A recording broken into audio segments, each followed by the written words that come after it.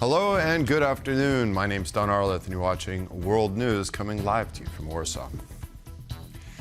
In a historic first, Ukraine has reportedly used one of its homegrown drones to shoot down a new Russian jet-propelled Shahed drone.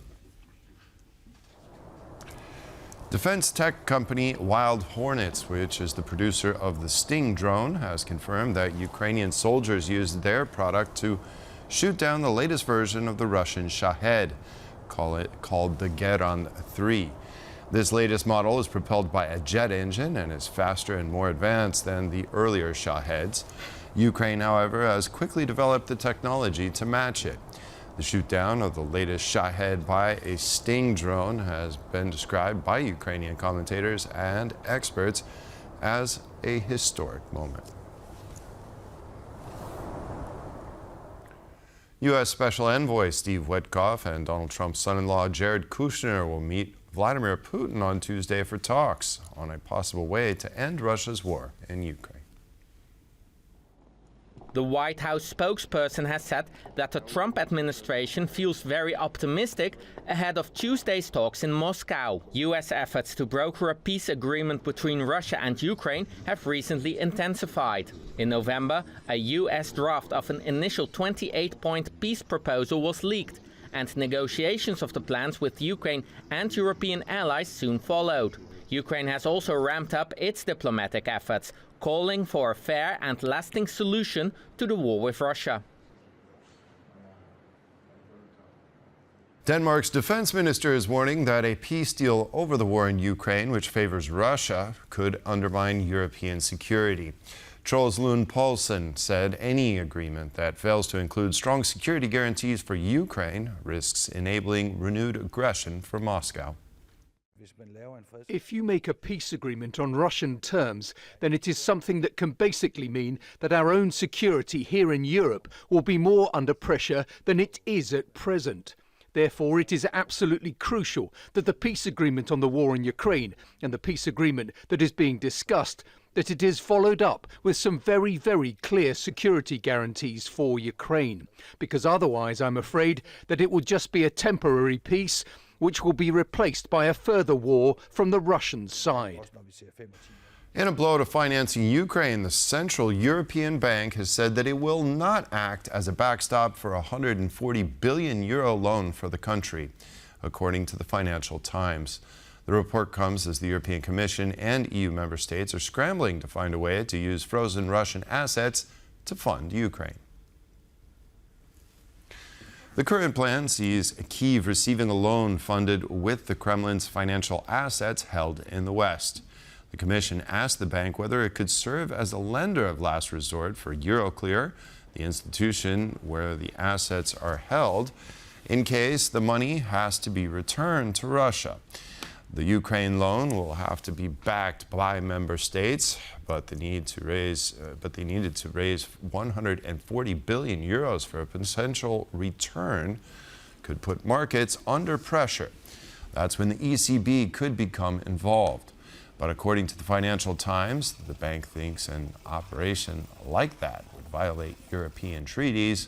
The report stands as the latest hurdle in the EU's attempts to figure out a watertight way to use assets before December's European Council. Ukrainian President Volodymyr Zelensky is visiting Ireland today. His trip comes amid Ukraine's intense diplomatic efforts and at a critical time for peace negotiations. The Ukrainian president and first lady arrived in Dublin in the late hours of Monday. On Tuesday, Zelensky is scheduled to meet with both the Irish Prime Minister and the Republic's newly elected president. Zelensky is also going to address the Irish Parliament and inaugurate the Ireland-Ukraine Economic Forum. Ireland is home to some 80,000 Ukrainian war refugees. Ukraine's Center for Countering Disinformation says that Russia's pompous statements about the capture of 2 Ukrainian cities are just part of the Kremlin's propaganda offensive ahead of peace talks with the United States. Moscow says Russian forces captured the frontline Ukrainian cities of Pokrovsk and Vovchansk and are advancing elsewhere.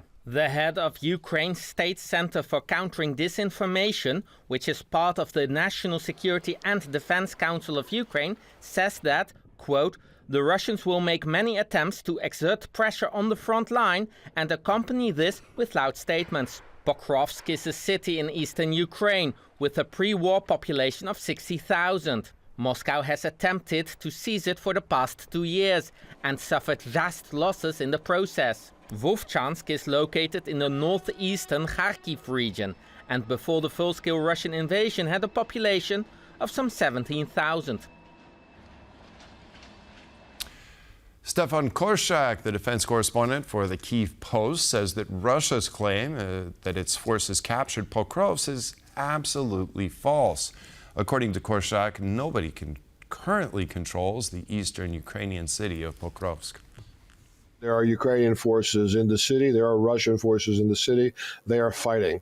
If you look at just the Ukrainian sources, there is a lot of evidence that the Russians are taking very severe casualties, attempting to push more people in the city because they're walking in under just clouds of swarms of drones and artillery, and the Russian casualty counts visibly are very high.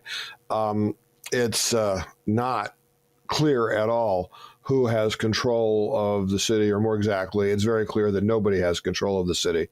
And the Kremlin announcement that they have taken the city simply is false. And it is, part and parcel of announcements that Putin made yesterday that 2 other cities that Russia had been fighting for a long time, one in the north called Vovchansk and one in the east called Kupiansk, were now fully under Russian control. It's simply not so.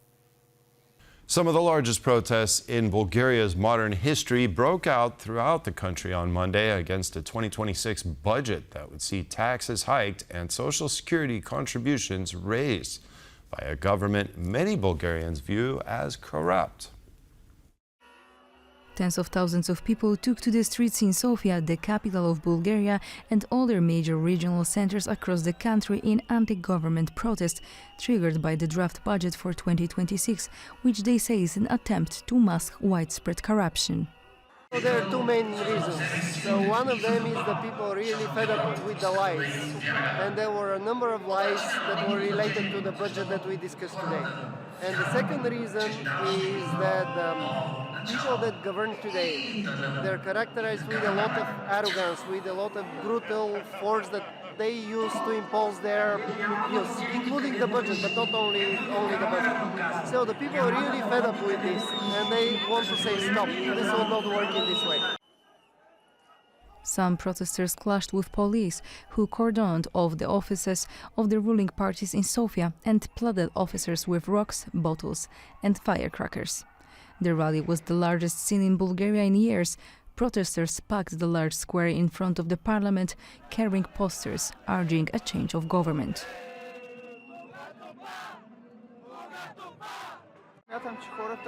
I think that the people who do not deserve to be called elected representatives, for me personally, have crossed many red lines. First with the budget, second with the decisions they vote on every day in parliament, and the way they trample on laws, procedures and consider themselves beyond punishment. Increasing social security contributions, taxes, because all the theft must be stopped, and the tax burden on people must not be constantly increased. The majority of protesters were from younger generations, suggesting that Gen Z does not agree with the budget, which is the first to be drafted in euros before the European Union member country adopts the common currency on January 1st, 2026. Reports that have just come to light reveal that Poland's security services had previously taken down a Russian cell planning to blow up key Polish rail lines supplying Ukraine. That's 2 years before last month's sabotage attacks. In mid-November, an explosion damaged a section of rail track near the village of Mika, southeast of Warsaw, and a second line further south was tampered with. Now, the Onet.pl news site has published details of a gang that was paid by Russian spies to carry out surveillance operations. They used solar-powered cameras and GPS trackers on rail cars as they plotted to derail freight services supplying weapons and aid to Ukraine. The gang were also tasked with committing arson, physical attacks on people, and sowing anti-Ukrainian sentiment via printed propaganda and graffiti. Details published by the site show the group spied on key rail junctions, the naval port in Gdynia and the Bumar-Łabędy arms factory. At the time, around 80% of weapons supplied to Kyiv were transited through Poland. In December 2023, 14 members of the sabotage group were sentenced at the district court in Lublin. Poland and Germany have found a common bond over the containment of Russia and support for Ukraine. Kai Olaf Lang, senior fellow at the German Institute for International and Security Affairs, told TVP World. He made the comments following high-level bilateral talks in Berlin on Monday.